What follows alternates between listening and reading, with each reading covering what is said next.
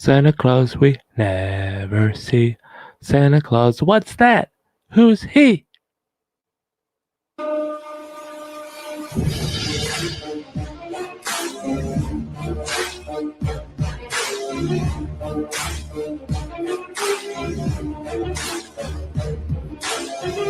I don't know why it's not working. I am so sorry, people. Right now, you're supposed to hear music. Maybe you do, but I don't. I don't know where to tell if it's playing or not. Cause here it looks like it is, but we're gonna shut that screen and try it again. Hello. Hello. And welcome to Midnight Snack. This is Midnight Snack Part 1 by Rick's Realm Presents. I am your host, Rick. This is my realm. My bed realm. Get it? You will. So we will bring on Mr. Michael Rosa from Dark Hour Paranormal. And I will be talking like this until I can figure out why there's no sound coming out of my music, and then I'll be mad. Here he is. Here he is to take over my show. How's it going? Take over. I'm out. I'm pouting again. Again? Already? I mean, geez, we're 2 minutes into the show. Really? I played the opening music and it wasn't playing.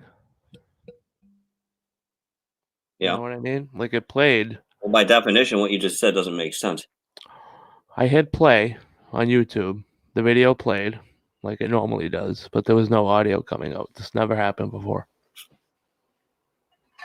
You know, I'm going to be honest with you. As an audio technician, one thing I didn't understand was that 95% of what my job was solving problems because shit wasn't working. I thought I was there to yeah. No, you're there to solve problems because something's not going to work when you get into the session. Oh, yeah.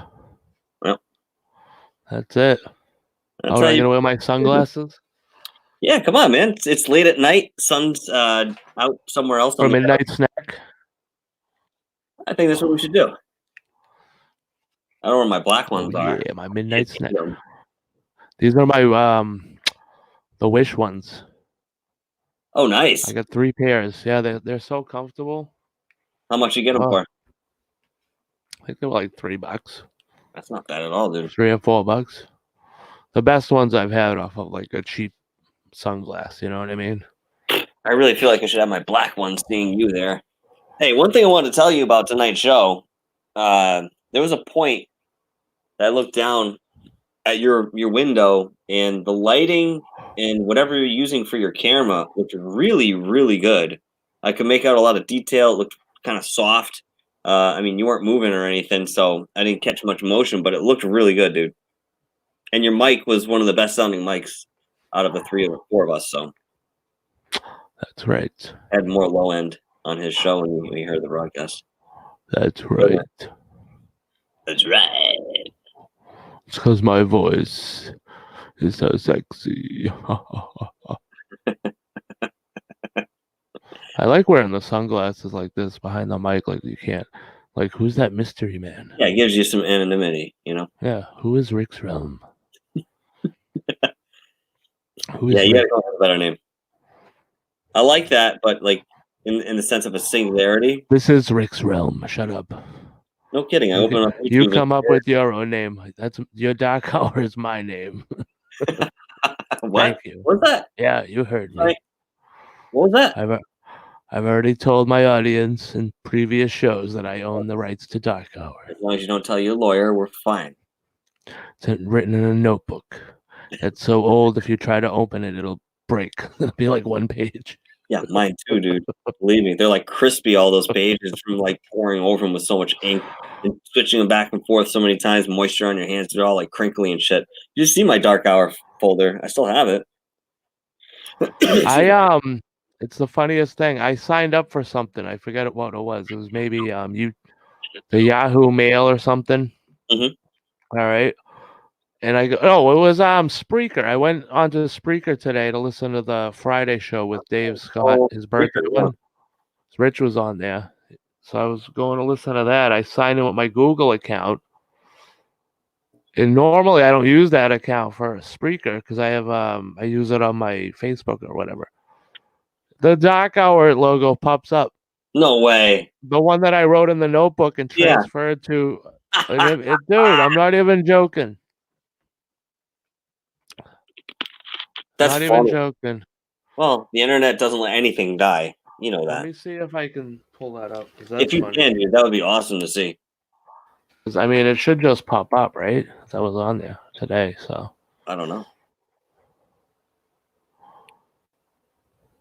Yeah. I'm already signed in as Dark Hour.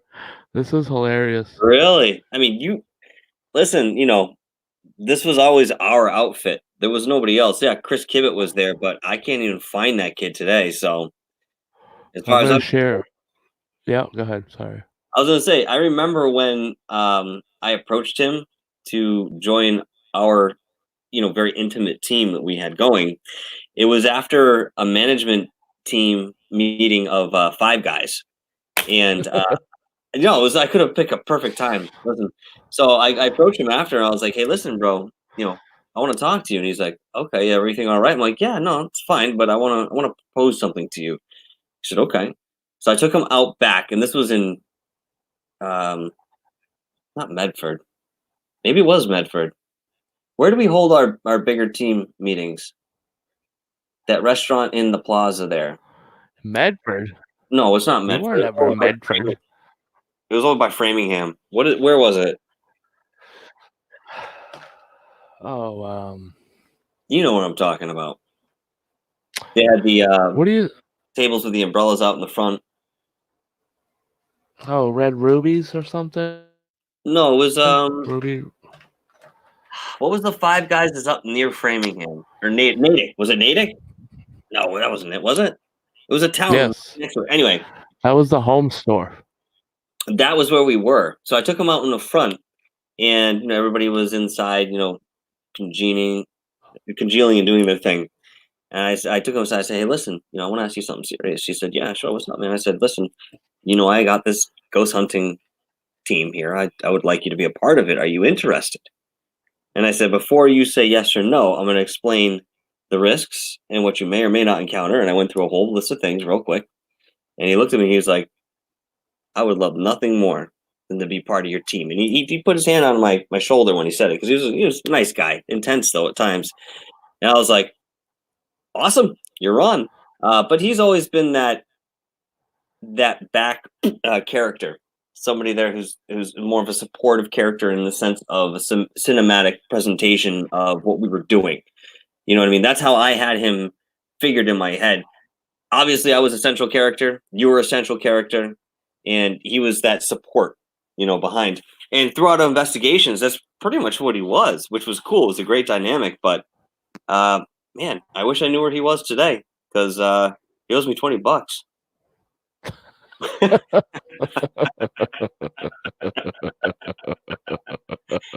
Oh no, I'm just kidding. I let him have that a long time ago. We're good. I wish I knew where he was so he could see what we were doing. Oh, I need a better chair. That's my next investment. Yeah, we don't want something too comfortable. You're gonna Oh fall asleep. God, no! This thing hurts. So when I move around, it's not meant for sitting in too long. I don't think, or it's outdone. It's outseen its better days. Mm-hmm. So I want, the one I want. If you watch Dave Scott on SOR on his YouTube, his chair, dude, looks like he's just snuggled up in it, you know what I mean, like a mother's arms. Like he just looks so happy in that thing, and it's got the big headrest. And I want to know what he's got, where I can get it. That's the one I'm getting. Bob's Furniture. They're located on 1230. They do not have Bob's Furniture up in Canada where he is. He's up in the mountains. No, they came down here for it. They saw the ad and they were like, "I gotta go visit guy. Have you ever seen the commercials? Come on. They're catchy. He raps sometimes. Oh, he's got a nice one. I'm going to get a nice one. I'm not going to Bob's for my chair. I'm getting a nice investment. It's an investment. You know what I mean? Mm-hmm. Just like the spring water I get delivered to my house every month. It's an investment. I'm not going to drink tap water that tastes like my pool. I'm going to drink spring water. I'm investing in myself. Back in the early 90s, we had a guy down in Hartford, which is, the capital of Connecticut. Pretty rough place depending on where you're going. And on the south end, there was this Italian dude who owned a tire rim store. That's all he sold were tire rims. And his commercials were incredibly hokey, but like he'd throw like this hip hop beat in the background, be like Naughty by Nature or something. He'd be like talking about this and the other thing. And at the end, his big catchphrase was, what the hell is his name? I'm just going to make something up here. Michelin Fair Tire, let us hook you up. And he tried to like, make this, like sort of a gangster thing. You know what I mean? Like be hip to the kids. Yeah. And everybody would watch this commercial and we'd all laugh, and it became sort of endearing after a while because he'd do, he'd show up in the gold chains and stuff. And like, it was obviously very hokey. He was trying. And through time, believe it or not, being in such a rough part of Hartford, the guy became an absolute legend. A legend to the point where when he died, there were so many people at his funeral, dude. It was real. Yeah. I want to talk about gimmicks and such. Well, get a gimmick. You got to get a gimmick. That's what everybody does. They get something that they can, you know what I mean? A little hook. Yeah, something that to remember by. But I mean, he went over the heads of culture, and I thought that was really cool. It was dangerous to do something like that in that time, When Too much was it? racial division, huh? Early 90s. Too much racial division still. It was a white dude, as an Italian dude, going around really feigning this whole ghetto, appearance, obviously trying to appeal to what was around him in terms of the neighborhoods, but doing a very terrible job at it to the point where it was just funny and endearing. So, but again, he became an absolute legend. Everybody loved him. Didn't matter who you were. You had to love the guy. It was just, it's just so funny. Oh yeah. Mm-hmm.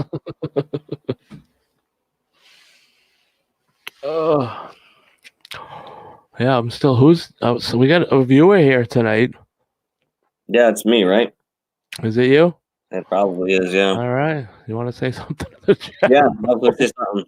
Hold on 1 second. Let me just ask myself what I want to say. Yeah, say hi to yourself. You can even insult yourself in my chat room. That's how I allow that. If you want to insult yourself, you can be like, "Hey, you suck. We just want Rick on there, not you." No, you listen, I'll allow that. Again and not be able to post in the chat. You know what I mean? The bots are lurking on the they're on the margins. Stream bots on you, dude. Yeah, I got to really pay attention to what I'm doing. I heard it's like deleting your actual text on your phone. When you send me stuff, like just give up. You tried to send me a 2-sentence message and it deleted it. It said, "Michael, please refrain from." Yeah, no, I mean what was it, Streambot or something that was on here before? Oh yeah, it's out there. It could be listening. It killed 2 of your shows. The first one was it doesn't kill my show. You didn't realize how many people you lost because they would put in these thoughtful comments. I'd pick up my phone up to read it, and as I was reading it, whoop, it would disappear, and all of a sudden they disappeared too. I'm like, oh no! That's all right. They came back. They came back, and they came back in bigger numbers, my friend. Oh yeah, you're not wrong about that. I'm not. Not wrong. Just like tonight, we got one, which is you watching yourself twice. Well, I knew that was what we were doing. This is for fun. What are we doing, really? There's nothing. This is Midnight Snack. You come on. What's up? Yeah, it's a rare snack of a show. Mm-hmm. It's to burn off the excess energy we have. You want it to be. Exactly. We just had a nice, awesome show on Gutter Gawker. What unbelievable. Richie G was on there from Goof on Radio. Who else was on there? Matt, Matt but he was from what, from Pinewood Forest. What was the name of his association? Forest Pine Paranormal. Was it How was Forest Forest Pines? Pine Paranormal? I I don't want to. I don't want to be getting that wrong, but mean, that's it. Forest Hill, one of Forest, those. oh, something like that. Forest Hills, maybe. I think so. Yep. Yeah. Sorry if we're mispronouncing it, but No, I'm gonna he look it was up. on there. He had some great questions. No, he did. He was going in the right direction. Yeah. And I'm like the worst guest. Like, I don't want anybody to ask me on their show anymore because I can't. I'm like an observer type. You know what I mean? Like, I sit there and I watch, and then I'll have one or two things to say about it, and that's it. But No, I can I'm understand. not going on any more shows. That was my last. That was my last one. The problem is that people like you, dude, and they want you around, and that's why they invite you on the show. It's not like your show has I some love everybody, or but I'd rather be in the or- chat. Yeah, I don't want. yeah. Yeah, please. It's Thank personality. you. I like your personality, you know. But hey, you No, introduced me to don't. these guys, and I'm going to be taking that much further. I'm really going to blow this open now that I have the opportunity. Um, Wait Let's till I get do back it. home, at the end of this week here, dude. I'm going to be working on something on over the weekend. Just putting my studio together. I'm probably going to have to do the same thing that you did, buy that cord, and I'll ask you exactly how you set it up because I haven't had much success in USB audio connections in the past. But you seem to have gotten it done. So I'm going to Yeah, use you my plug it connection. in. XLR to USB. It was like Mhm. $17. Tombo might have one there somewhere in the house. So I got to ask him when I get home. But I have a whole idea for the studio that I'm going to do. It's going to be a very specific part of the house that's set only for that. Whether it's in my Yeah. room that I'm in or if I go down in the basement, but I want that black light effect. I think that's going Oh to be yeah. cool. Yeah. I might even throw a couple more in there just to kind of brighten it up a bit. Mm, Blacklight effect is cool. This one does it. You can set it to it somehow, but that's I'm cool. not doing it right now. Yeah. I have a remote for this. I haven't even used it. I could do everything while I'm sitting here talking. Yeah. With this little remote, and it's got like you can program all your music. You can plug this into your music. LCD thing, right? It's voice activated. Anything you can do with the Google thing. It'll set it to your Google colors, all that stuff. It's pretty cool. It's 20 something bucks. It Nothing. was free. I got a $30 gift card for doing a survey, so these lights were free. Basically. Nice. Nice. That's the way to Oh do it. yeah. That's how Oh you invest yeah. in the show. Do some surveys online, folks. Come on, Paul. Exactly, What dude. are you talking about? What's up? That's it. You know what I'm just investing enough to what I need to do what I need. That's it. And then when we need to do more, I'll be like, hey folks, you got a couple bucks? Hey, Hey, throw it over here. thing. Hey, just throw it over here. I didn't see nothing. A little bit at a time, man. That's it. That's how I garnered all my music equipment. It was just a little bit at a time. I'd ask for something for Christmas here, and then next year I'd get something for my birthday, and just take care of stuff, and I'd have it, until I Right. became an adult and I just ruined everything I have. Now I'm back to square one. Oh yeah.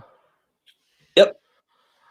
Listen, folks, if Oh, you're out there and listening in tonight, I'm going to make a request to keep your lives in a state of preservation. Don't date anybody. Okay. Don't move like 200 million times. And make sure if you decide to have a kid, you know exactly who it is you're having a child with. That's all I'm going to say. Just three great notes on life. words of wisdom. As heard only here on Midnight Snack, Yeah, we'll just go with that. We'll go with that. a Rick's Realm production. Yeah, I can see this becoming a segment, no?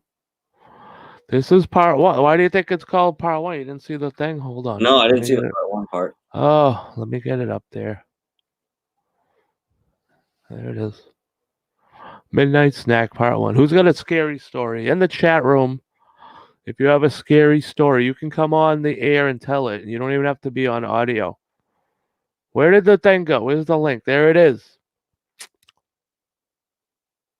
See that link? You can't click it there, but it's in the chat room.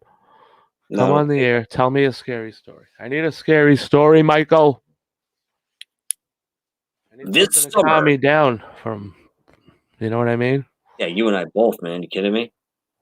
I put my kids to bed. They're like, "Why are we going to bed?" I said, "It's late, and I have to go back on the air." They're like, "You doing another show?" I'm like, "Yes." They're like, "Why?" I'm like, "Because we need to calm our nerves down, and that's what we need to do in order to do it.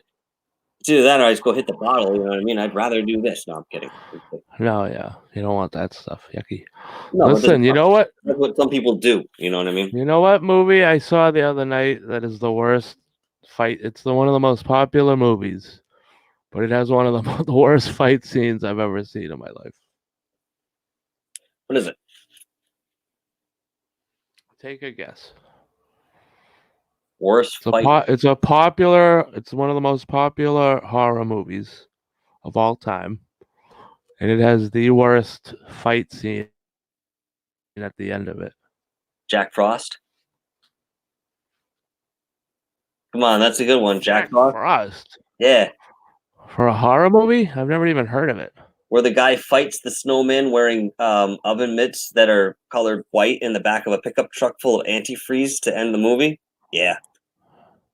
Well, maybe that is bad, but this What do is like that's not even a pop. I'm talking the most popular horror movie. That's not one of them. So that's your big clue. Well, maybe it's gonna be a Friday the 13th or a Freddy movie. Is this a recent thing? Friday the 13th, Part 1. Okay. Okay. All right. Yep. I can see that. She fights the mother at the end. And besides the very end where she chops the head off, it's the worst gore. It's like so cheap. They look like they don't want to hurt each other. Like like you can. Oh, it's so bad. Yeah, but then she does redeem it at the end by chopping the head off, and there's like bone and cartilage, and you know what I mean. All that just showing. It's great. But oh yeah, yeah. I just saw that the other night, and I was very like shocked that. Yeah.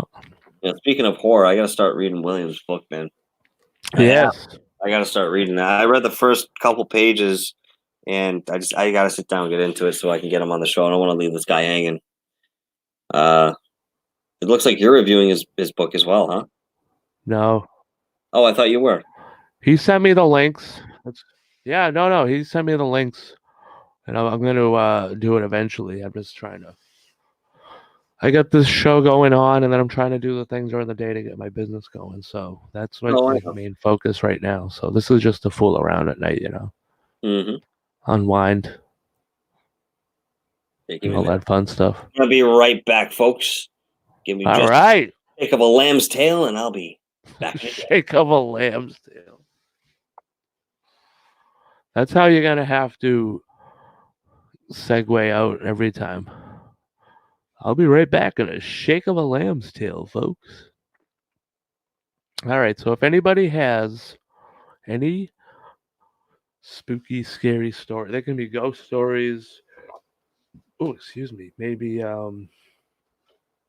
you saw something when you were in the woods camping. Share your scary stories, folks. Let me see. You can share it on the.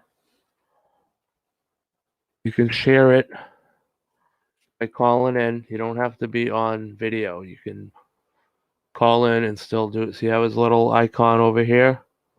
See that little round circle? That's how yours will show up, or it'll show up with your picture that you choose and your little name. That's all. It's no big deal. All right. I don't know why we don't have little names here. Huh. That's weird. All right. Share your scary stories. All right. So we hit enter. Entrada. Let me get that. Entrez-vous. Hold on. I gotta scroll. Add banner. I don't know what that just did. Did it work? Hey. Hey, there you go. Scary stories. All right. I wonder if you can like change the text and all that when you get like if you pay for it. You know what I mean? I'm sure I you can change found the font. I found some perks when I was fishing through this earlier today that came with a premium. A lot of it was like what you could do with the chat. You know, whether you could put certain characters in or emojis and stuff like that, or the way you set up the chat. Um, I don't know. I mean, I really don't know what the benefits are of paying for a service like this here. You can change the background.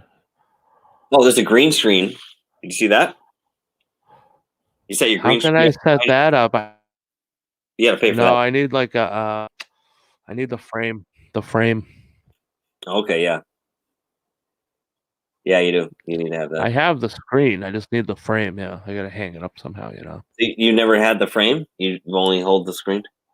I just got the screen. I never knew what I was doing. You know what I mean? It was like the dollar on Wish. I was like, oh, all right. That was a while ago. You got that. Yeah, like 2 years ago. Maybe more. Tucked away somewhere. There's a program on this. So there's a couple of them. All right. And they put you the green screen already in the thing automatic. You don't have to have anything. When You don't even need a green screen, but you're able to pay like $30 a month. yeah. Well, it's not really. Yeah. You know, they're probably gonna have stock backgrounds and stuff. I don't need that. No, you put whatever you want in there. I'm just saying they give you that effect as part of the program. Hmm. So What I'm wondering if StreamYard does that, if it's the same thing. Is that their version of it? That's what I'm wondering. Like, or are they just giving you the green screen option? Yeah, no, I think it's just the green screen option. Honestly, I don't know. because you can preview into it, and it says it's looking for a green screen behind you. Oh. Again, I thought the same thing that you're thinking. Maybe it was going to throw it in the background like an augmented reality sort of thing, and it just wasn't that. Well. Yeah. But no. Boo. Good effort. Boo. All right, who's watching? Share your scary stories. Who's got a scary one? Do you have a scary one? Stories tonight, folks. Oh, I should have ate something first. You didn't? I thought that's what you were doing. No, I was gonna. Well, I had a little brownie, but I just took like a little bite. You know what I mean? I didn't want to I wanted to get like a meal going or something. Yeah, sure. It's 11:58 at night. Perfect time for dinner number 9. I have dinner number 4 at midnight. It's a midnight snack. I'm terrible, dude. I'll get up in the morning and I'll feed the kids breakfast, and I'll go and make myself a cheeseburger like 2 hours after I wake up, and I'll eat that, and that'll hold me over until dinner time.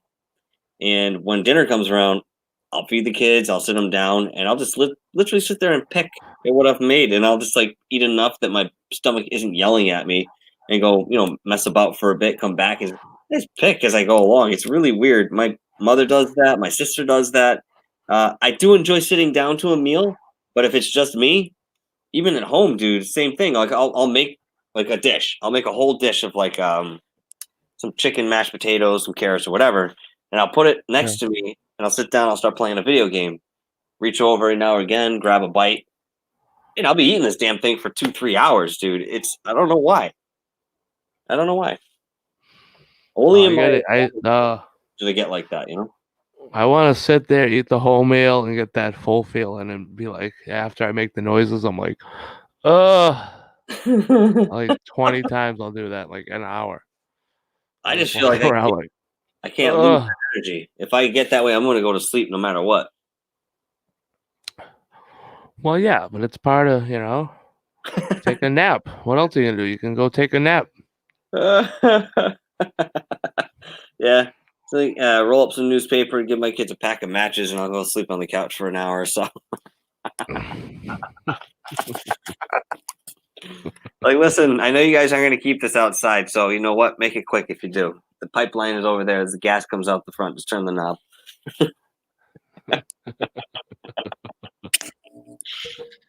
Oh So my Rich does god. stand up. Rich does stand up. I didn't know that. Did you?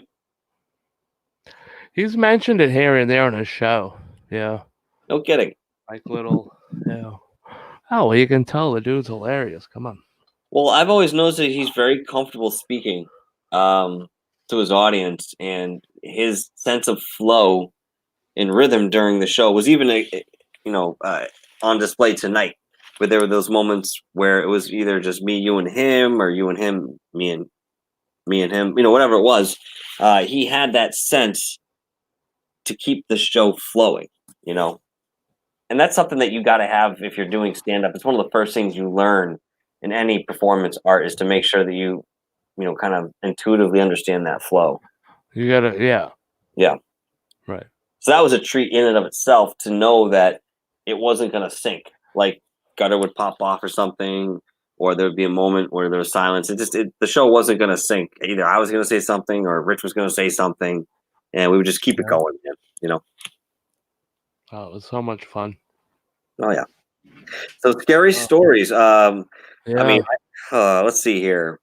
I'll be honest with you. Some of the scariest stories I've heard lately was when I was researching the SPC series on YouTube, and I think I might be misquoting that, but they're basically stories about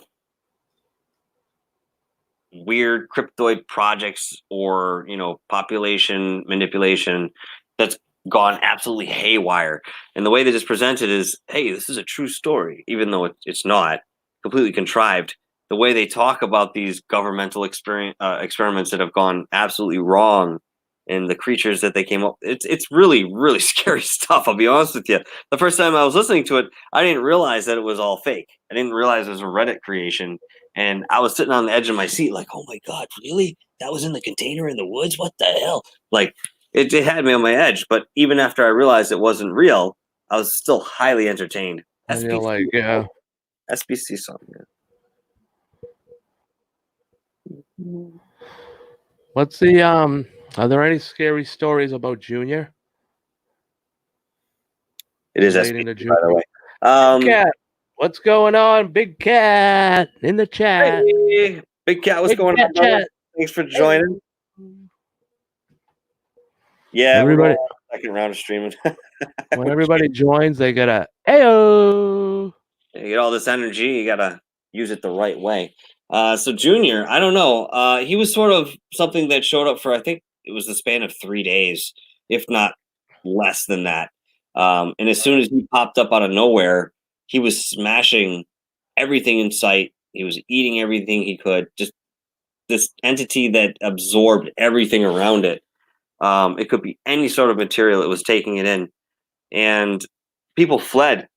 In terms of the legend, people fled and didn't really look back. But the few who did see it had different descriptions of its height, which is really indicative of a lot of sightings and stuff, especially like Bigfoot. Some people say, "Oh, he was 7 feet, he was 10 feet, he was 9 feet, he was 12 feet."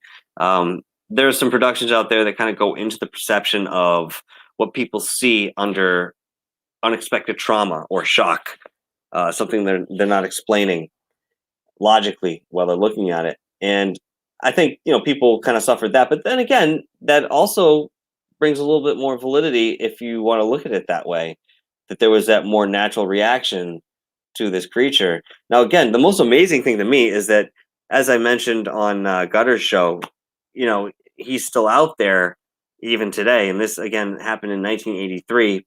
Nobody was going to put him back into Duncan's subconscious. So he's just there for how long? I mean, is he or it destined to be in limbo for the rest of its existence? And what does that mean exactly? Because it's probably not a conscious being like you or I. It's something that was inside somebody else and is still part of that individual's consciousness. Now, here's the interesting thing I'll propose. Okay. Duncan passed away, I think it was 2017 or 18 from cancer. I wonder if his passing collected that part of himself and now it's not there. I wonder. Are there any reports of it running around, or There's anybody? very few, people who talk about this. In fact, the few photos that exist of Junior were allegedly taken by accident, and the photographer was just taking shots of the land side over there in Montauk, and I couldn't tell you why he was there at the time this is happening. But sure enough, there's this amorphous black mass amongst the trees, and you can look at some of the perspective with the buildings that are there. This thing was probably 11, 12 feet tall, looking at these photos. But again, it's really strange that these kind of surfaced after the fact. And I wonder if in Duncan's passing, considering it was literally a part of him, if it didn't join him in some way back to, his consciousness when he left. That's something I'd like to look more into now that I'm thinking about it. Well, he wasn't the only one who saw it, though. Oh God, no! There were many people on I mean? that day who saw it, and of course, you have to keep in mind that a lot of those people that were there were, as soon as things shut down, they were brainwashed the same way that they were using that in the program, and maybe some of those brainwashing techniques stuck for some of them, and obviously it didn't work for a handful of them, and as time goes on, even less. But that being said, I mean, who really knows? Maybe these people don't remember that day. Huh. Because maybe it was real, not part of his consciousness, and it's still over there. Well, it'll still be part of his consciousness. And then you wanting to go there, I'm going to say, hell no, I ain't going over. I have to do what I would have went over there before, but now that knowing there's a 12-foot shadow beast walking around that can devour any type of material. Yeah. Well, I mean, again, I know the risk in what I'm doing, and I didn't even want to really go into it too much when the question came up on Gutter's show as to, what got me into the Montauk stuff. But you said what you had to. There's something else there that it's not. I'm not worried about that so much as I'm worried about other things. I'll put it that way. But I am now. Yeah, well, I mean, are you coming with me or not? You never really gave me a solid answer. Not now. Fine, you can stay in the car. Make sure you got a zoom lens so you can videotape from afar. You've got Shadow Bigfoot on steroids who eats you instead of runs away from you, and you want me to go there. Okay. Yes, Big Cat. That's exactly what I think it is. And the reason I believe that is because the story goes when Duncan was sitting in the Montauk chair, there was a plan ahead of time. It was a sabotage, way of acts between a handful of people, and I'm not going to get into why they decided to sabotage the project at the moment, but suffice to say that they did, and there was a trigger word that they would say, and I think, or it was a sentence actually, it was "the time is now," as reported by Preston Nichols. And when somebody told Duncan that in his trance state, as they normally went into in terms of exercises, he immediately brought forth this big dark mass from his subconscious, and it was literally from him, as far as the story goes. Wow. Which is different from what you hear, in terms of other cryptids or other entities that are like that. But that being said, if that is true, can you imagine the power that each one of us possess? And then can you imagine the power that we possess as a collective? It's unfathomable. It's unlimited. Yeah, but didn't he have like some kind of machine there at Montauk that did that? He didn't just do it. Well, they had the chair, which was hooked up to different coils in a system that used electromagnetic energy to create a certain field, which essentially the chair would separate the mind from the body. That was the entire point. And then what it would do was to gauge in some way, shape, or form a measurement of the mind to create whatever it was thinking into a physical form, whether it be a can of beer, whether it be a chicken leg, whether it be a portal to another dimension. That's what the chair was used for. And there were two versions of it on Montauk, let alone in the Russian parallel experiment that was happening at the same time. They were doing something similar in England. This kind of stuff was happening all over the place. It wasn't just Montauk, but for whatever reason, my connection is to Montauk.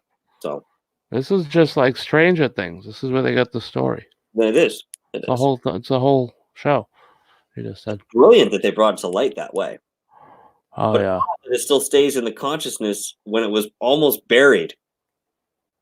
And by the time that Stranger Things came out, the cycle for all of this was supposed to be over, and it would just be energetically ended.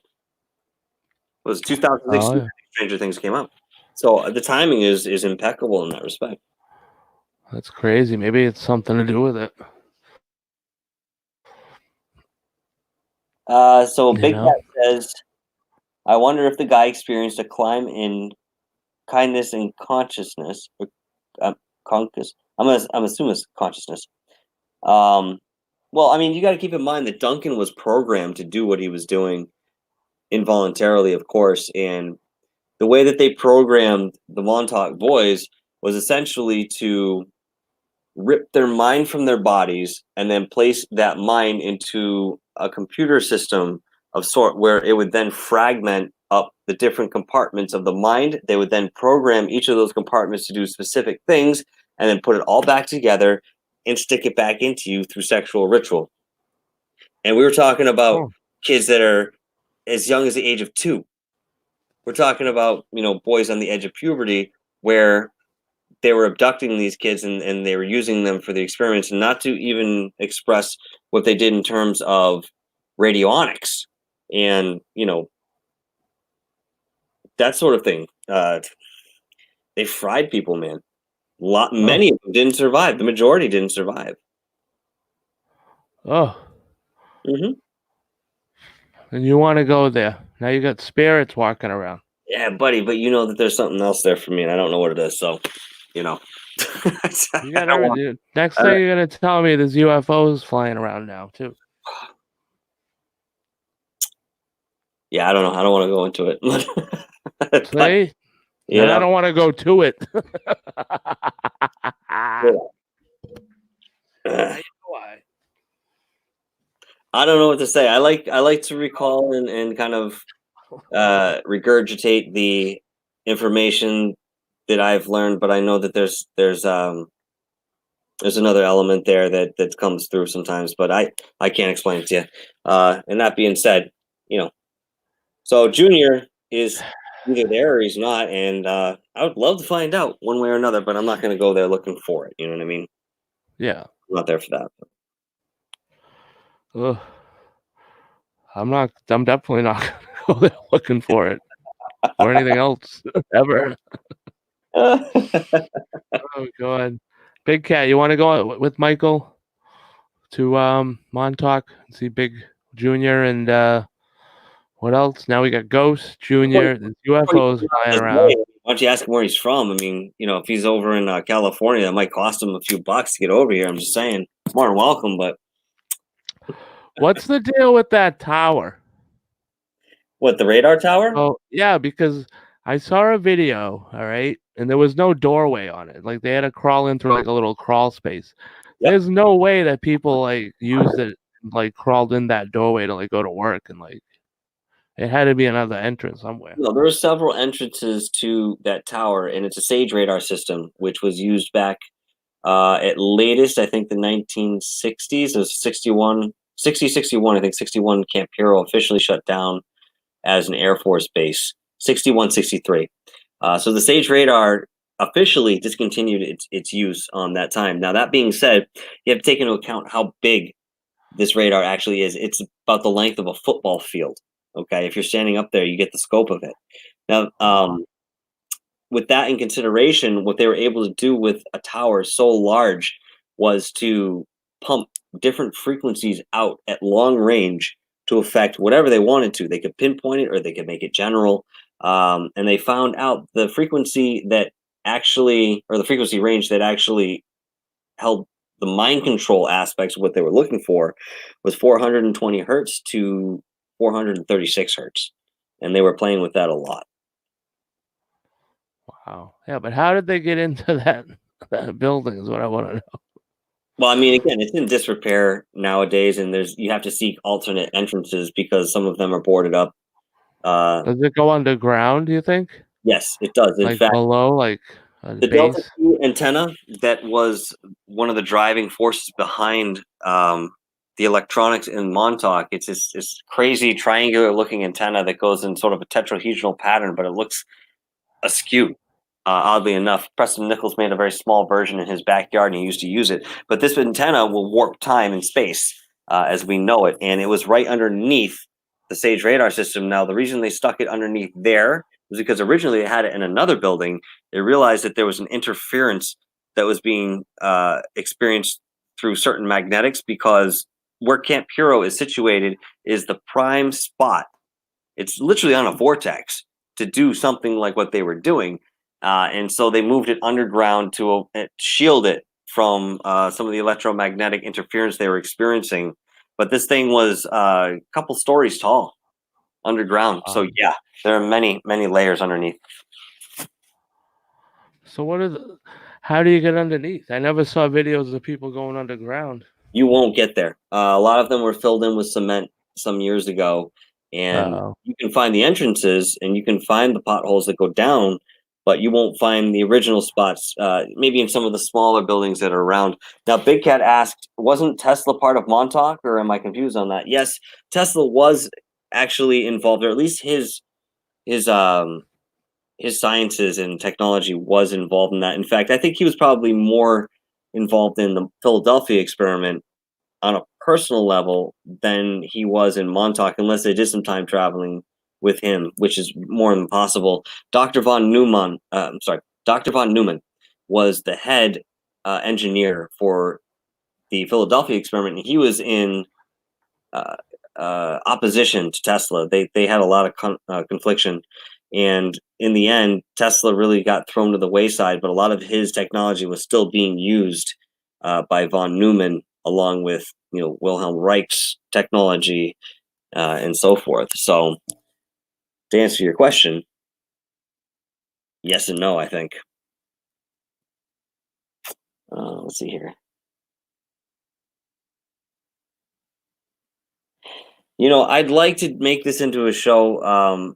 I can't go too in depth at the moment with what my involvement in whatever sense Montauk was.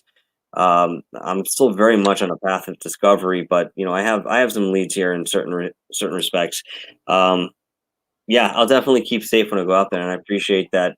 I had somebody else coming out as a physical bodyguard at one point to kind of make sure that nothing physical can happen, because I do have plans to kind of find that center of the grid where they worked, and it would take nothing for me to go right into deep meditation, and I'm sort of apprehensive because I know there's still something there in the respect of monitoring, and I can feel that even when I go into my meditations from wherever I am outside of the location.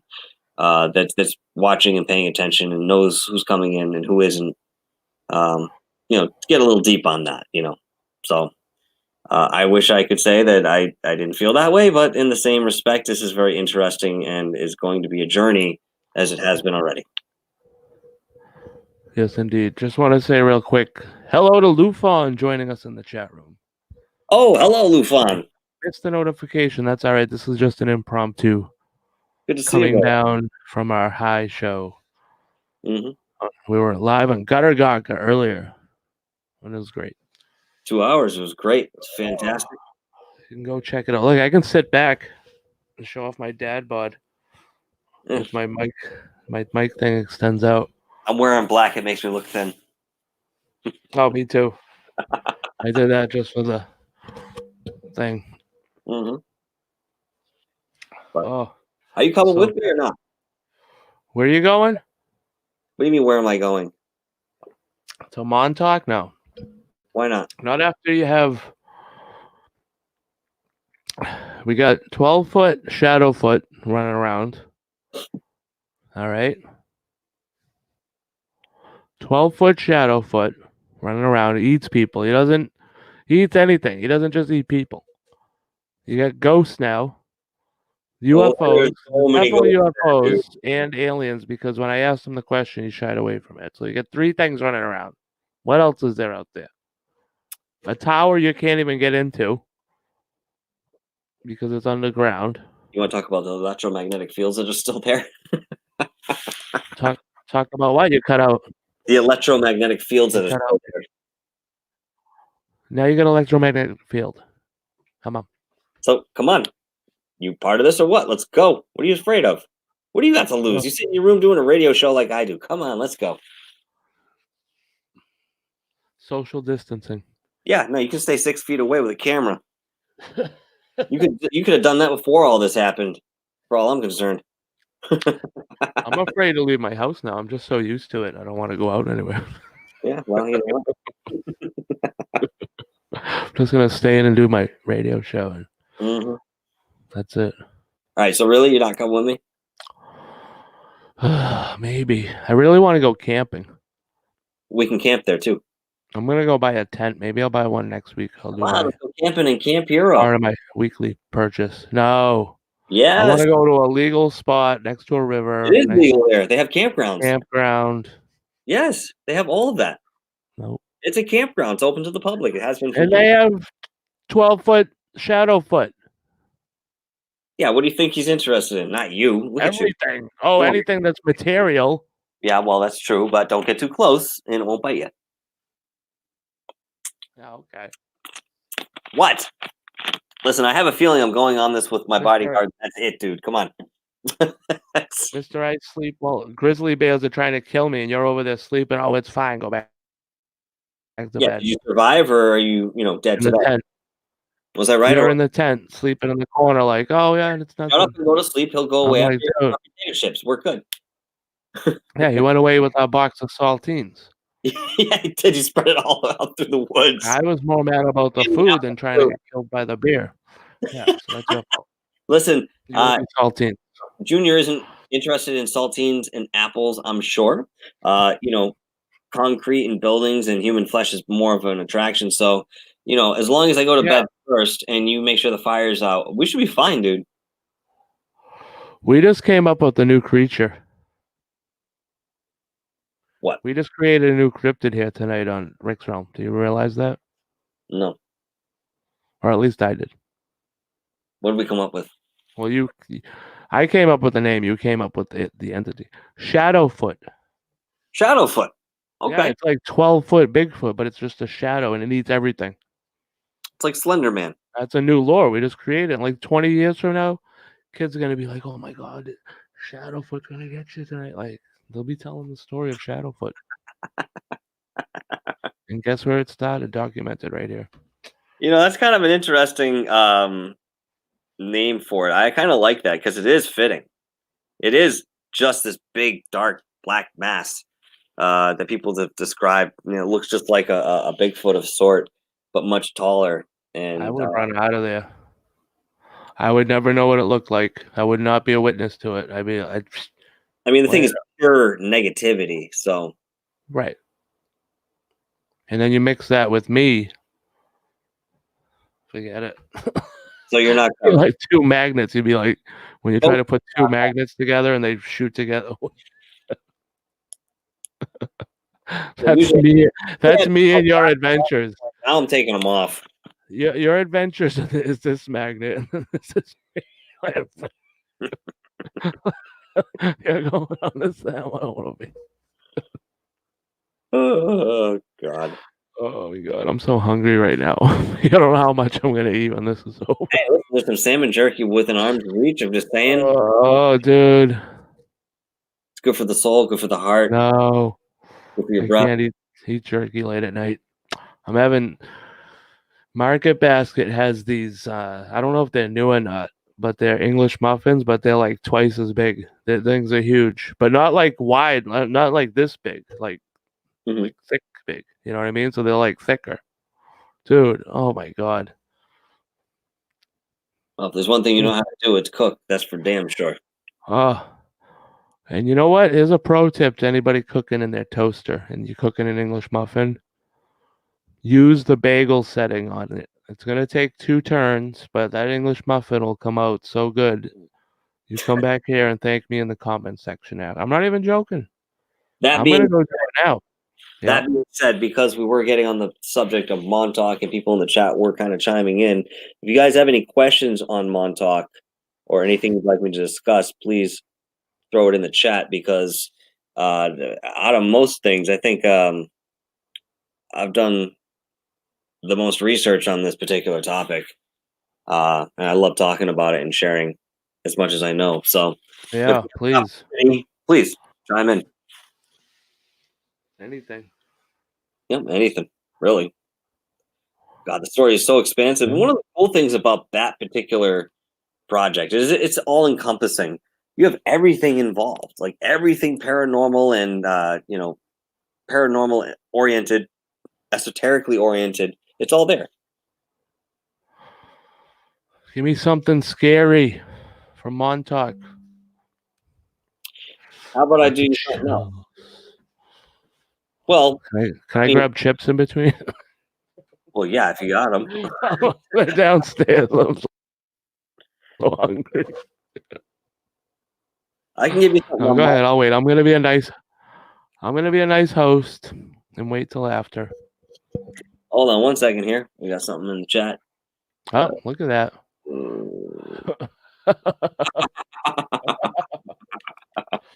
See? That's for you. If any company wants me to review their food, send it this way. I will review it honestly. So, very quickly, Heyo. here's a scary thought in the sense of any of these projects that were before or followed Montauk, and of course, what happened with the Montauk Project. How did they get these people as subjects? They were taking, young boys from everywhere. They were taking homeless people, especially from the area, and otherwise. A lot of this is documented even in Long Island at the time. All these disappearances were happening. So how are they doing this? How are they taking people without anybody knowing? Well, Al Balick had an interesting explanation for this. He said that there was a technology that existed where it could literally transport himself and a handful of other individuals who would show up at the location of wherever the subject was that they were going to abduct. So if you were sleeping in your bed, you're playing in your bedroom, you're at the beach with your family, it didn't matter. What would happen was, as the victim, you would hear this intense buzzing noise that would literally course right through you to the point where you almost felt immobile. At this point, most people would drop to the ground, and Al Balick and the other handlers would show up, and they'd pick you up and they'd take you back into whatever portal they came from, and boom, that was it, man. Nobody ever saw of you again. Oh, that's scary. So it's scary because, you say, oh, well, if I'm walking on a vacant street late at night, maybe something can happen, or I'm, out somewhere I shouldn't be. No, you could be sitting in your own home. You could be sleeping in your bed as a child, and they pick you up and they do the thing and they drop you off within not even a second of your disappearance. So it was almost like in the click of your fingers, everything was done. You might have been gone for 8 hours, 12 hours, and you're back on this timeline the moment that you left. Oh, wow. Mm-hmm. Now you hear this sort of stuff with alien abduction too, which is why I brought that point up on Gutter's show with Rich, where there's a possibility that some of these alien abduction experiences are really governmental projects, taking people, and even in the most extreme cases, maybe there are alien beings involved who are actively taking folks back to facilities doing this sort of thing. So it's really hard to discern whether you're on a ship up in space, or if you were at a government underground facility somewhere, a dumb, if you will, being experimented on. Just because you see these alien creatures doesn't necessarily mean you're in their domain. You could be somewhere else, True. My God, we've been doing an hour already. Where the hell? How? That's not even possible. It was like 20 minutes. I'm not even joking. Lufun, you said you were watching the remote viewers going back there last week. Where were you watching that? And if you have a link that I can see something like that, I would love to see it. Yes, lots of machines are still there. They did leave everything there, and this is again indicative of Preston Nichols stories, where he said that once things went haywire with Junior out, everybody panicked. They tried to shut everything down as quickly as they possibly could and vacate the premises. And in the process, I mean, everything they had was left there. Now, the curious thing is that nobody could really discern who owned this equipment after the fact. So it sat there for some time, and then people were just free to come in and take what they could move. A lot of what was left was, machines that weigh tons and tons, and they just didn't have the fall to get out of there quick enough and take it. And even going back in, they just didn't want to do it. A lot of Preston Nichols machines that he got out of Montauk went into his space-time laboratories, and he played with those for years to come. But one of the interesting things about him was he considered himself a hand feeler, or somebody who could read using their hands, and not only in the psychic sense or in energetic ways, in terms of people. This is how he kind of figured out through different techniques and machinery if you were a Montauk boy or not. He was able to figure out what was wrong with a piece of equipment by holding it in his hand and feeling it and literally seeing the electrons moving about the circuitry in an intuitive sense to determine what was wrong with the machine.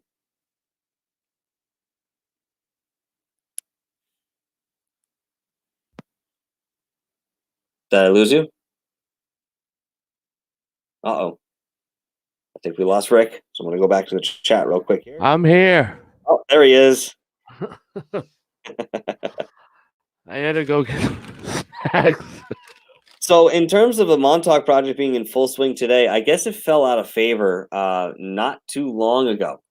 Now, that being said, the Montauk project itself, as the linear project that it may or may not have been, I know it went through the 90s for sure. I don't know how long it stretched after that. But that being said, there were follow-on programs, even attached to like Project Monarch, that continued on. And I do believe that there are active programs that are using the same sort of techniques and technology that they were doing back then. Although I feel they're a bit more refined today. They would have to be. Logically, they would have to be, regardless of what I think. But yeah, definitely people are still being used today. In fact, Stuart Swerdlow actually mentioned at one point that he believed that 100% of the population of the world was used in some covert way, one way or another. I don't know if that's true. That's a lofty goal in the Montauk project. Use all these people. Wait, hold on. 100% of the population at the time was used in the project in one way or the other. Up to this day, 100% of the population today, one way or another. Yeah. So what does that even mean? Me too? That means everybody. So what did I do? Well, the question is this too, like why boys? Why the Montauk boys? Why was that of interest? And very quickly to explain and superficially explain, has to do with whether you're male or female, you have a certain energy attached to you. So essentially, energy that's male is going outward, energy that's feminine is going inward. And for whatever reason, they found through their empirical experimentation that the male energy thrusting outward was more powerful for what they were trying to do. So I think that, boys and men might have more of a chance of being involved in these things, and even some of the women, although they were used as well. They were absolutely used as well, especially in MK Ultra and projects like that. Wait, but how was I used in it? That's a very good question. I couldn't tell you. Know. Listen, I mean, I didn't get a check. Now, not everybody is a Montauk boy. I really don't think that that's the case. And I think that even Preston Nichols, with his equipment and doing his preliminary deprogramming stuff before he got into it, was finding that certain people weren't involved in Montauk itself. Now, I mean, with these kind of things, the programmers are able to, if they can fracture your mind and then put you back together, they know what they're able to do in the sense of making sure you don't remember certain things. And I think more to this day, that's probably true. Maybe back then they were still kind of practicing, experiencing, and learning. So that's why some of us were coming through with memories that we recall but aren't our own, and we know that it's not from something we experienced on the timeline that we understand. Which just adds a whole bunch more mystery to it, especially on a personal level. Mysterious. Yeah. I unfortunately have never had any memories that weren't my own. Thank you, Lufon. CERN, I wouldn't doubt it, man. I wouldn't doubt it, Big Cat. Man, yeah, that's a good point. I wouldn't doubt that at all. In fact, I would expect that they were involved in some sort of covert experiment like that. I don't know if it was Montauk, because I couldn't tell you when CERN was actually founded without looking it up. But all these follow-on programs, because they were successful in a lot of ways. So why are they going to let that go? Only reason they would let it go is if the funding ran out. But if these things are being funded from sources that are not governmental and untraceable, as long as the money's coming in, they're going to continue to do it. India supposedly has the most advanced time travel sect today. They send drones into the past instead of people now, just to observe events and do whatever they're doing. What? I didn't hear anything about that.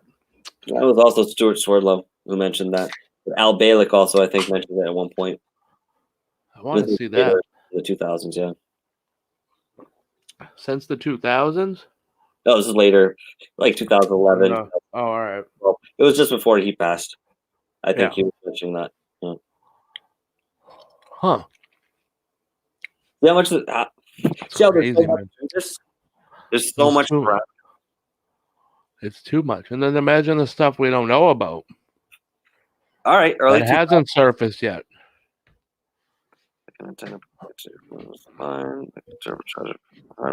Hey, absolutely. I mean, what you're proposing right now, Big Cat, is probably something they worked with. And, in terms of the physics of it and the electronics that goes behind it, it wouldn't be too hard or at least unfathomable that they could have achieved something like that.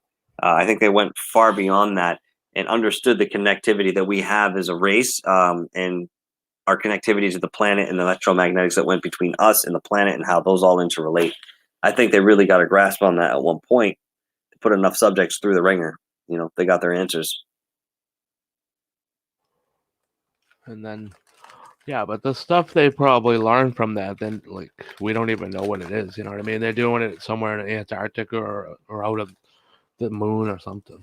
Oh, you may never know, but at the same time, you have a project like HARP where, the residents, there in Alaska in those areas, they're very aware of what they're doing, to the point where you can go up there, go to a local bar, ask somebody to take their hat off, and they're going to have tinfoil inside their hat. And they'll tell you all about the reason why. And they're convinced and convicted that, people are being affected by what HARP is doing, inadvertently or on purpose, Ugh. Yeah, we got to keep those things in mind. The reaction of the populace that's around these sort of things. You get down to Montauk, it's legend down there, and people were talking about this back in the early '80s before Al Balick even came out. There were rumors that strange things were happening at Camp Hero. Balick came out in what, 87, 88 or something like that, after he saw the production of the Philadelphia Experiment, the movie, which was awful, by the way. Don't ever waste your time watching this terrible movie. He said he was triggered. And next thing you know, he started coming out, and Preston Nichols came out at some point. And Duncan wasn't really a public figure. He'd make appearances here and there, but he didn't really want to have much to do with the publicity of it. And given the guy's story, I don't blame him.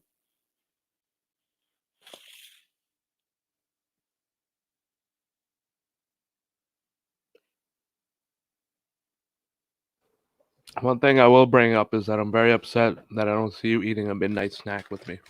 I'm eating alone, and I feel rude. You know what I mean? All right, fine. I'll be right back.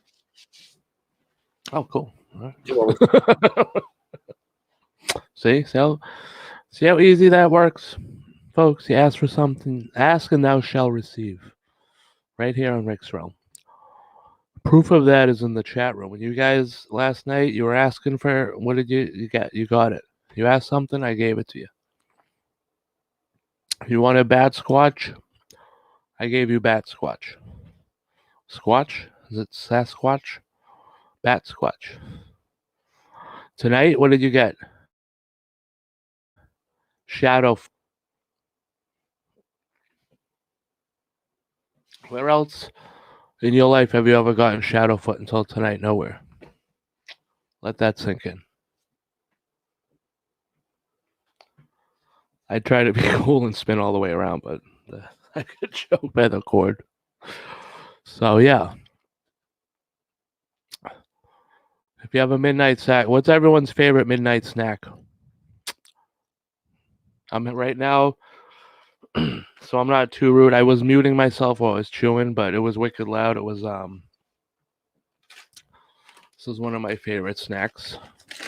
I don't snack too much. I like to eat big meals, but if you guys haven't had these, oh my god, they're so good. Fritos, chili cheese. Oh, delicious. What do you guys like to snack on? Are you snacking on anything right now for my midnight snack show? It is mandatory that you have a snack. So that's why I sent my co-host out to get a snack because I noticed he didn't have one for over an hour.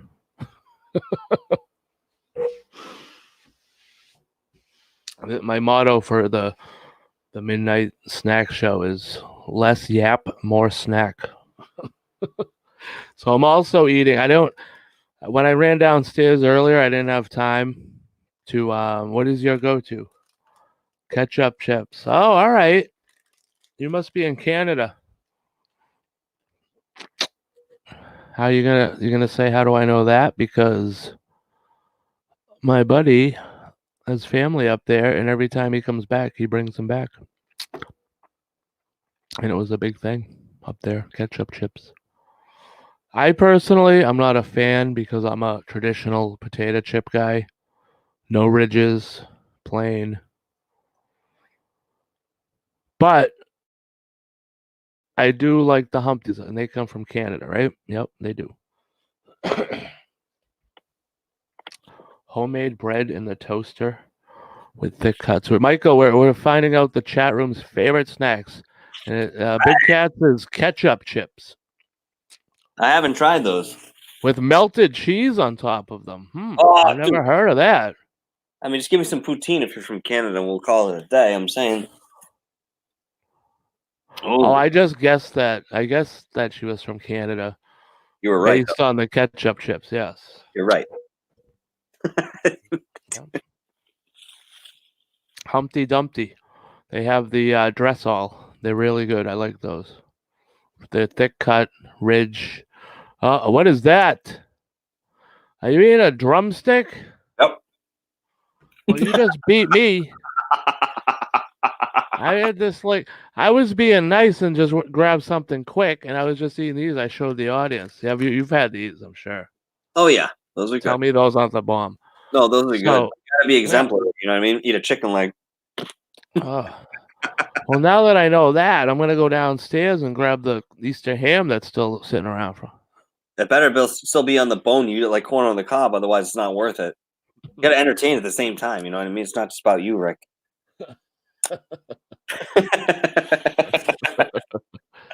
Well, no, I just grabbed my crackers real quick because I didn't have time to cut up the cheese. But I have Spam, I have pepperoni, I have cheese. I can be eating all this with my thing. I don't want to be rude. But you got a chicken leg. Oh yeah, you gotta cook. Like you're walking around at King Arthur's Fair over here. Well, yeah, man, that was the point. I mean, come on.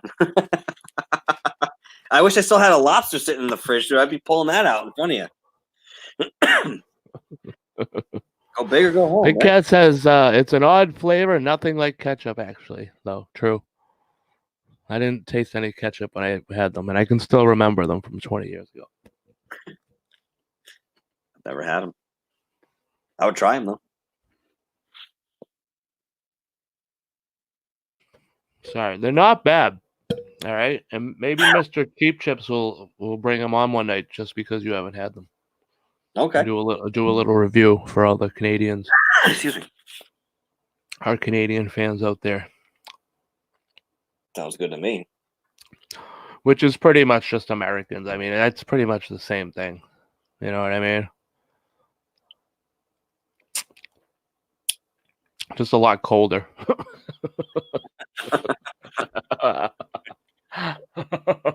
Oh God.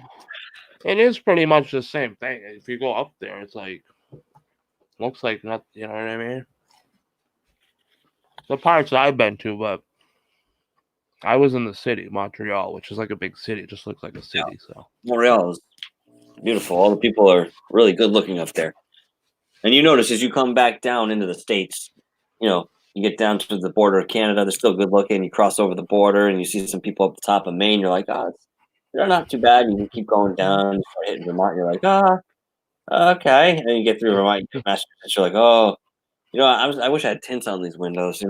It's like with the landscaping. Yeah, it's the same. Yeah. It's like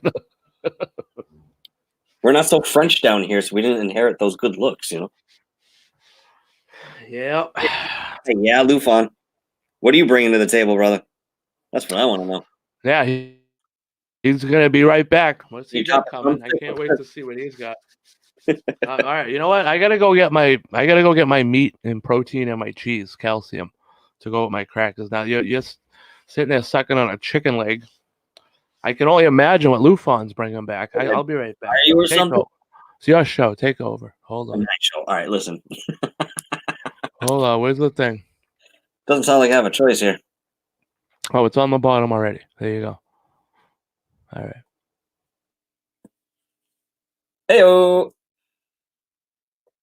So no, I'm not going to let you just sit here and watch me gnawing on a chicken leg. That's more of a prop joke. Call me Carrot Top, if you will. He might have done a better job. I'm not sure. But hey, we're on Rick's Realm here, and we're hanging out, having a midnight snack. Lufon, I encourage you to grab something good. Big Cat, I do the same thing for you. Cheese bread. Anything with cheese and bread, I'm all about. I'm not a sweets guy. Much to Rick's chagrin, I'm not into sweets like he is. I won't make a batch of cookies and eat half of them. I don't make brownies. I like Rice Krispie treats. Those are good, but I don't want to go through the effort of making them. And they're so expensive in the store. You got to get one of those big racks. They're like this big. They cost like $7. But yeah, I could probably go through one of those. But other than that, I don't eat cakes or anything like that. Candies, nothing. But I will destroy something salty. Man, I still eat the fat off steak. Sorry. I know. Not good for you, but it's tasty. And my kids aren't eating it, so I'm going to eat it. Oh, hell yeah, dude. 'Tis the hour to roll a nice, reasonable joint. Believe me, I'm sure Rick and I have partaken in our own ways at this point by ourselves, so. Crazy world we live in. Not to really get on to the topic, but I mean, I'll be honest with you, back in, it was 2009, 2010, I really contemplated the idea of, legalization on not just a local level, but, federal level. And I thought, man, something's got to give here, but I don't really think we're going to see it in our lifetime. And I had been a part of NORML since 2002, and contributed and donated and, had followed them for a long time. Always hoping every time I log on to their site that I'd see something progressive, which most of the time I did. And shortly after I moved up here to Massachusetts, I'm sorry, it wasn't that late. It was earlier than that. I think I moved up to Massachusetts in 2007. It was within the year, or 2008, I think it was decriminalized here. So it was earlier than that I had those thoughts. That being said, I couldn't believe it.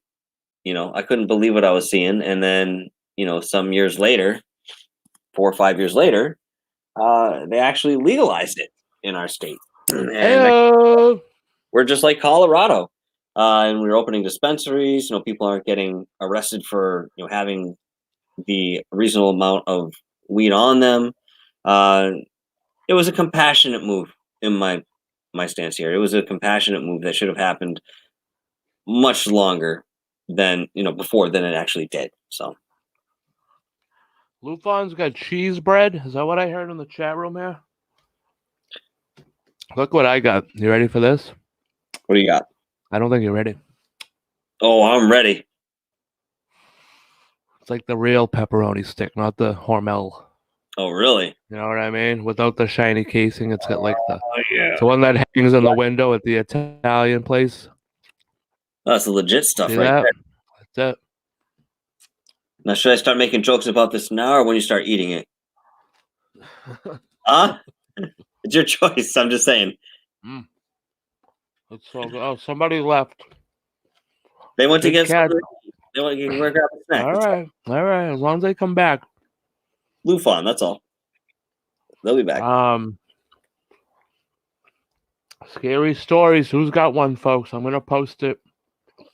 If you want to, you can even come on and tell us about your favorite midnight snack. Look at this. I'm gonna post it right there. Yeah, I'll be honest with you, Big Cat. I mean, as I mentioned with those Rice Krispie treats, yeah, I'll sit down and eat an entire, platter of those. I'll go off the hinge. You know. Otherwise, I'm in the same boat as you. Wait, what is it? Well, he's saying I don't do sweets often either, but when I do, I go off the rails. And I was talking about how I'm not really a sweets guy, but I love Rice Krispie treats, and I will eat a lot of those. Oh my god! No self-control when it comes to it. Yeah, I think the United States is, if the federal government was to really step in and legalize it, I think they'd be playing the same card as what your government is doing, trying to be the big dealer. But the truth of the matter is this: people are going to go where it's economically sound for them to do so. If my buddy down the street is selling $20 eighths, I'm going to go and get one of those as opposed to flying out to the dispensary and catching a $55, $60 eighth, which is maybe just a slight bit better than what I got. So until they figure that out, there's always going to be the black market, as there always has been. Lufon went off about cheese bread, then disappeared. The cheese is being melted as we speak. There you go. Lufon, you better come back with some cheese bread, buddy. I want you on camera with cheese bread. I want to see it. The link's right there in the chat room. Hit that link. Come on here. Show us your cheese bread. You don't even have to be on camera. Just have your cheese bread on it. Show us your cheese bread. Come on. This is Midnight Snack. How's that wiener, buddy? What other show do you go to? Sit around, talk about paranormal, have some snacks. Get indigestion. Oh, I'm going to have it bad. Pepperoni. Mm-hmm. I eat like this it's all fine, though. So late. Fine. Yeah, I know. You only live once, my friend. Yeah, with the belly I have, I'm sure to only live once. Lufon, we're waiting on that cheesy bread. I didn't have this 2 years ago. God. What? Cheesy bread? No, my belly. I got a dad bod overnight. What happened? Oh, it happens. I have good beer, and I ordered a pizza. Next thing you know, I have freaking basketball in my stomach. I'm gonna name him Derek. It was like 2 weeks ago when I was at my biggest. Big Cat says I want to see Jesus toasted to the bread. Sorry. That grilled cheese is probably long gone, dude. That was back in the yeah. That's long gone. Oh, is that what they call a grilled cheese? Cheesy bread? No, it's I think he or she is referencing that grilled cheese that was sold on eBay back in the early. Oh yeah. A picture of either Jesus or the Virgin Mary. I think it was the Virgin Mary on it or something like that. Yeah. There's a word for that. I can't remember what it is. Where your brain assimilates whatever. Pareidolia. Yes, thank you. That's what it is. Yep. Oh, yeah, I see it every night before I go to bed. Jesus on toast. Yep. And I'm not even in my kitchen. You're looking into the bag of beef, salmon jerky is what you're doing. Oh, terrible. R.I.P. cheese bread. No, what happened to cheese bread? Wait, what? Oh. See, maybe this show isn't a good idea. People get hungry and then they take off. They don't eat. Listen, how do we know the cheese bread didn't get him? I'm just saying. I mean, you're not giving the benefit of the doubt here. We have somebody to worry about. Maybe you should call somebody. You should be worrying. The police, maybe. See if he's okay. Mm-hmm. Lying on bite of cheese bread in his mouth. While we're at it, I wanted to add this. while you're doing that, I'm just going to respond here. It is our nature to see ourselves in difficult moments. Yeah, well, I think that's the part of it. I mean, if everything was easy, what the hell are you doing living? In my opinion, the whole point in doing this is to do the hard stuff, because the soul, or whatever you want to call it, is impartial. It doesn't have a preference. It just wants to experience that delightful experience that you have, full of love, light, and healing, and whatever, or that negative experience you have, full of degradation, evil, and unsettled feelings, whatever it's going to be in life. The soul does not care. It just wants to experience. It's benign in that respect. It's very neutral, and your preference is only a product of ego. For all of us, isn't that fun? That's very fun, Michael. Thank you. Yeah. Do you see our little message down the bottom? We're doing a nightly plea for Mal to come back. For anybody who doesn't know, Mal was our first guest. He was our first viewer. He was actually viewer. Like our first roadie, I guess. He was like here every night. He was our groupie, is what he was. Took off. We never saw him. We've been pleading for him since. So please, Mal, if you're watching tonight, please come back. Please. Yeah, man. We're right, bro. We're sorry for anything. Get snacks. Away. Just, cheese blocks and pepperoni sticks. Chicken legs. Come on, man. I'll share some of it. I grilled it on the grill myself last night. Cheese bread's coming up. Lufon will be back with cheese bread soon. What else do you want? He's drowning in a bathtub of it right now. It's fun, though. Oh, Lufon ate it already, so he was hungry. What? Look at the chat, will you? It takes a minute to pop up here. There. Snappy. Use your phone. Oh, it's too many things going on at once. Yeah, you might be right, Big Cat. I mean, that would be one of the brain's defenses, I would imagine. That's intuitive. R.I.P. cheese bread. What people interpret and, try to bring to conclusion based on that phenomenon, it's, like tonight, there, that sighting that Rich was talking about, the UFO punched a hole through the cloud, or it didn't, and you had two observers that were standing there at the same time. One said that it did, one said that it didn't. Something like that popped into my mind immediately. No, yeah. Because there's a reason that you have two people seeing two different things, but we just don't know what it is. We haven't discovered that reason concretely. You know what I mean?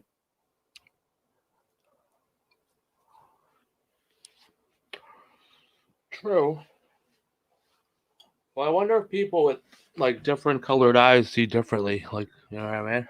Mm-hmm. Does that even make a difference? Maybe. Well, like even animals see the world differently than we do. You know what I mean? Different eyes.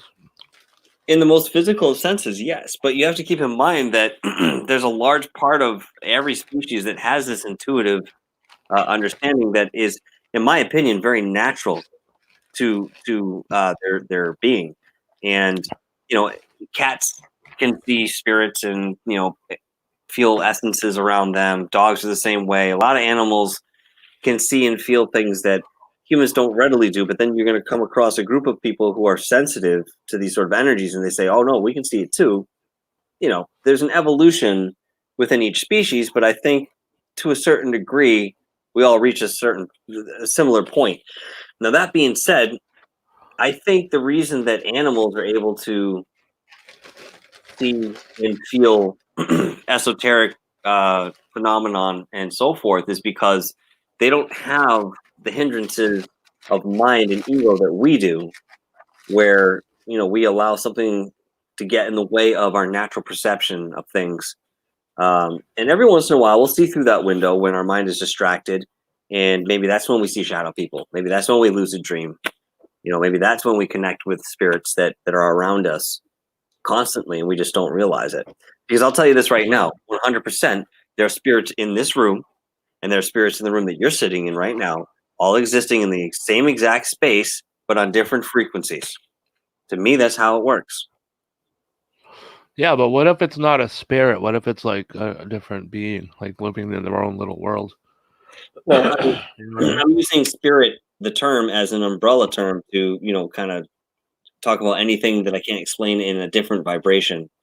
All right. To me, it sounds like ghost. You know, I associate spirit with a ghost. So if it's not a ghost, it could be like an alien, or it could be like a human living in an alternate, universe or something. It could be anything. To me, again, what we were talking about on Right. the show, where aliens were coming in either interdimensionally or not.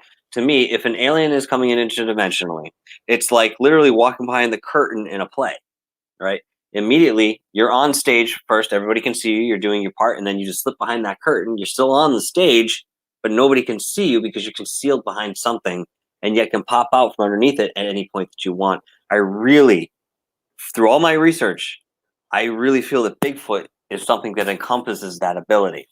I don't know how, but that's my feeling. And there are other It's beings. gotta be, yeah. Yeah, Pukwudgies are known to do that. They're known to be interdimensional and physical at the same time. And the stories that correlate with the Pukwudgies over in the Bridgewater Triangle here in Massachusetts are indicative of that. They're reflective of that ability.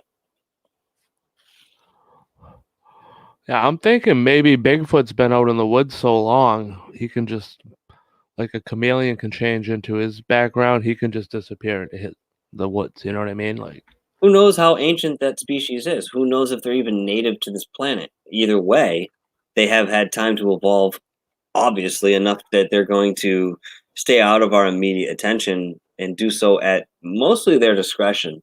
I think there are some stories and times that people see them and they're not aware, but very quickly they know that they're there and act accordingly. imagine seeing one of those things. My God, I'd have a Big heart Cat attack.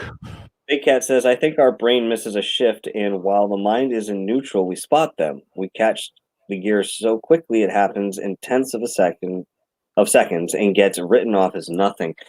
Yeah, I think that there's a Yeah. very good possibility of that. I mean, for example, if you were to slow your mind down and be able to, essentially stop the random chatter or internal dialogue that occurs, using meditation or some other thing like that, you find that you become more in that moment. And if nothing else, not to get too far into it, I think that Bigfoot, in that respect, lives in the moment.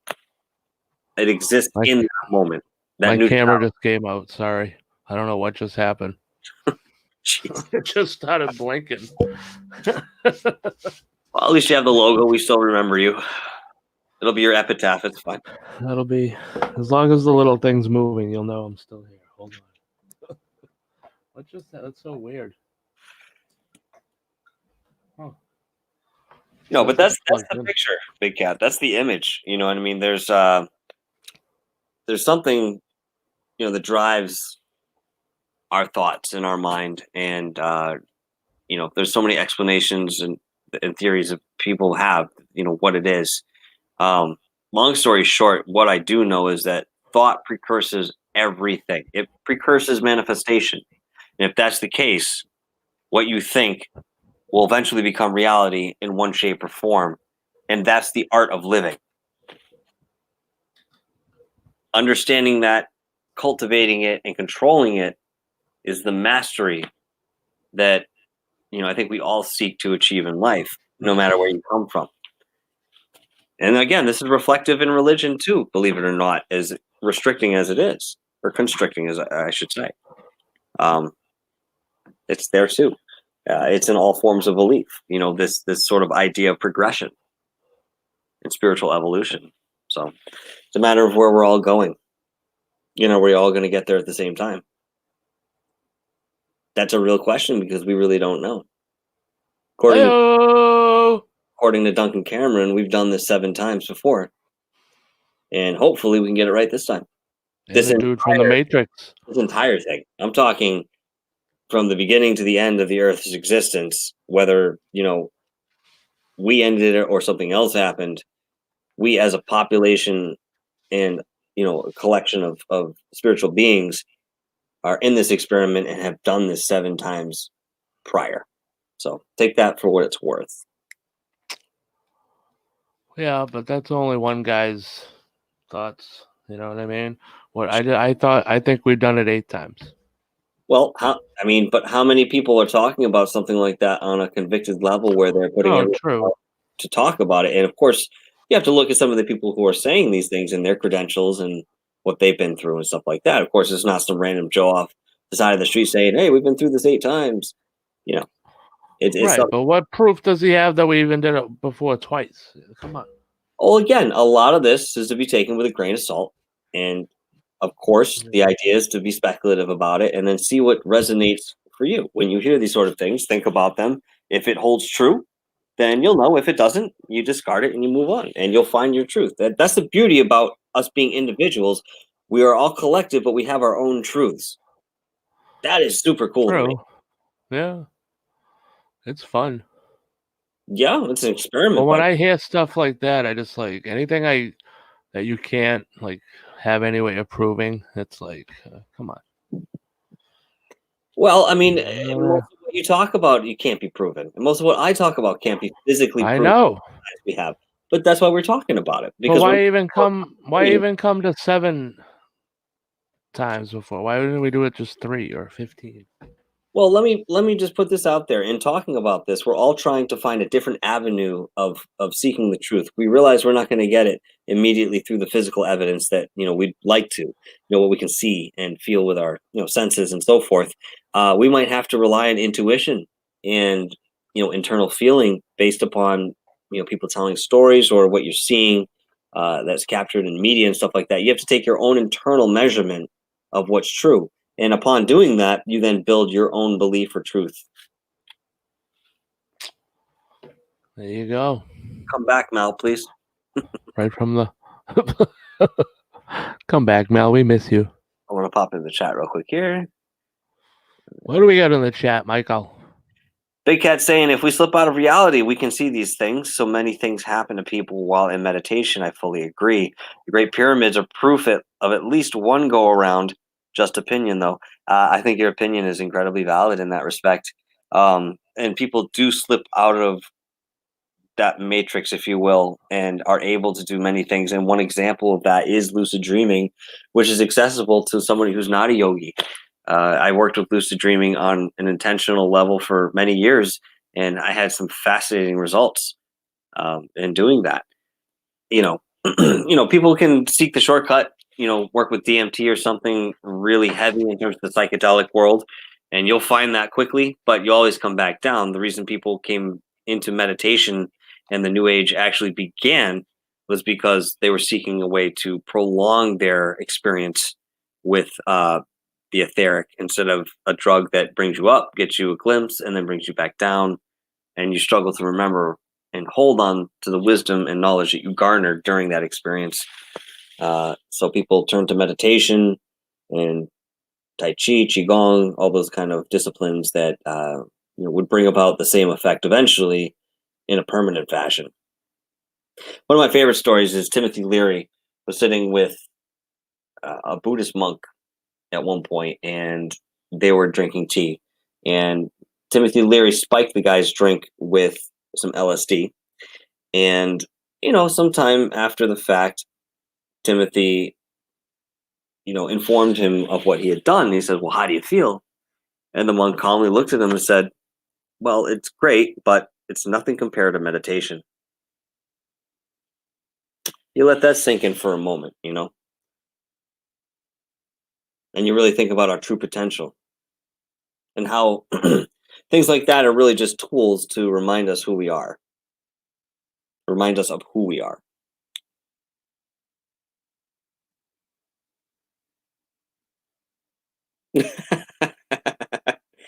Microdosing isn't too bad, but again, you're using an element or some sort of tool to soften yourself into that sort of consciousness. Um, Meditation would be a much more gentle way to reach that end. I think the microdosing and usage of psychedelics is to really kind of bolster the knowledge that is there. For myself, the first time I did LSD or anything psychedelic was when I was 13 years old. Had no idea what I was getting into. Dropped 2 tabs, and everything was incredibly familiar, as if I had done it a million times before. But obviously, I hadn't, and had never had an experience like that. But it opened something in me, and set me on the path that I am on now, and in my music and everything was very influenced by that one trip. Now, I did it several times after, but I never achieved the same effect. And I came to realize that I only needed that one to get me open and keep me open. But it was up to me to maintain what I did with that after the fact. Yeah, I would say that's a cool monk, man. Hey, Oh, he's back, folks. He's back. where's Lufon? We lost him to the cheesy bread. We did. He ate it and he fell asleep, just like you would. Just like I'm about to after all those snacks. Oh yeah, I mean we're going on 1:30 in the morning here. Oh goodness. By the time we're done, Oh yeah, we'll wrap it up then. Definitely. knocking out another 2-hour show. What's going on with your camera? Oh, I don't know. It keeps like flashing in and out. You have an external camera? Yeah, I'm using the my other one, my webcam, but it keeps going on and off because it's hooked up to. I got like this USB port for like several ports at once, and it keeps going off. Maybe if I switch it to a different port, I don't know. Yeah, I mean, you mentioned Big Cat. My first acid trip rewired my mind, and it was also my last acid trip when I was 17. Hey, sometimes all you need is that one, and I think for most people, excuse me, you only need that one. Mushrooms are a totally different entity because there's a spirit associated with it, and I learned that the first time I I don't ever know what's worked with going them. on. By accident, I took more than I should have, and she was not unkind to me, but she let me know the power she had behind her, and it took me some years of microdosing to get to a point where I could take a gram and say, okay, I'm looking for what I'm looking for. All right, this isn't a drug show. We're talking about consciousness expansion. What are you doing? All right, this Eat isn't your a chips. drug show. Eat your chips. All right, we're gonna end this anyways because I don't know what's going on. The camera thing's flashing. I don't know what's going on with this. Big Cat, you got Now me. I have to. Now this is a new thing I have to buy. You know what I mean? Maybe. Now it's a new piece of equipment I'm gonna have to buy because this is flashing. Just take some air and just blow in there. Take some canned air and see if that makes a difference. Maybe it's a connection thing, man. Probably, yeah. Yep. These are the things that were used at Lean Box. So they got some use, wear and tear on them, I think. Mm-hmm. Mm-hmm. All right. Yeah. My God, wrap it how is it shows? But hey, thanks, I'm Big not Cat, gonna do for them coming for a in. week. Thank you, Lufon. We appreciate you here as always. Yeah. We probably lost Lufon to the cheesy bread, but thank you. We'll see that one day. Big Cat made the show. Big Cat, thank you so much. You stuck through to the end. I didn't expect to do an hour and 45 minutes, but we did. I was just gonna do like 30 minutes of me eating some snacks and then go to bed. But that's midnight snack. You never know what's gonna happen. You never know what kind of treat you're gonna get. You're wrong. Get something. I don't know if it's a treat, but Some Rice Krispies will make a treat. We're good. oh, I've got that brownie brittle. I still haven't broken into that bag, dude. It's been like 2 months. I think I'll have to do that for a taste test. All right. All right, we'll do that for what, tomorrow? Tomorrow. We're gonna stay away from this microphone. Are you kidding me? It's like an addiction. Wow. I know. I'm telling you. Yeah. It's nuts. I might just have to do a mic test tomorrow just to get on. Do a camera test at least, will you? Yeah, we'll do a camera test tomorrow. Get ready. All right, 10 a.m. All right. Yeah, we'll see you. All right. You've been up in 10 a.m. in your whole life. Yeah, I'll be up at 10:30. Thank you. Along with the kids. Thank you. All right. Thanks, Big Cat. We'll see you next time. Thank you Check very back much. tomorrow. Put those notifications on. I'm going to plug here real quick. If you haven't subscribed to You my never know. channel, please do if you enjoy this sort of material, because we're doing this on 2 channels. In one respect. No, this is a looser format, obviously, and we have a lot of fun here on Rick's show, and I enjoy it very much. But support. Cheers. That's all I'll say. Because I hate that, subscribe, like, hit the bell, it's whatever. Do what you want. All Just do that fun stuff. Yeah, just whatever you want to do. You know what I mean? That's it. That's all we If you ask. want to subscribe. If you don't want to, don't. But we want you to. We need you to. Hey, listen, subscribe tonight, and Rick will eat another piece of that salmon jerky. Nope. What? Brownie brittle. Next show, brownie brittle. Oh, that's something good, though. Come on, that's cheating. Yeah, but at least it'll be enjoyable. For me. I need something for me enjoyable this time. You know? Sure. I mean, last night's episode had me on the floor, and you were on the floor too, but for a different reason. Well, I don't even want to talk about that taste. All right, let's wrap it up for the 15th time. All right. Good show, my friend. Thanks for having me on. All right, thank you. And yes, sir. Always. Thank you. Big Cat, go and eat some good food, and we will see you all tomorrow night. Cheerio. Until then, we love you all.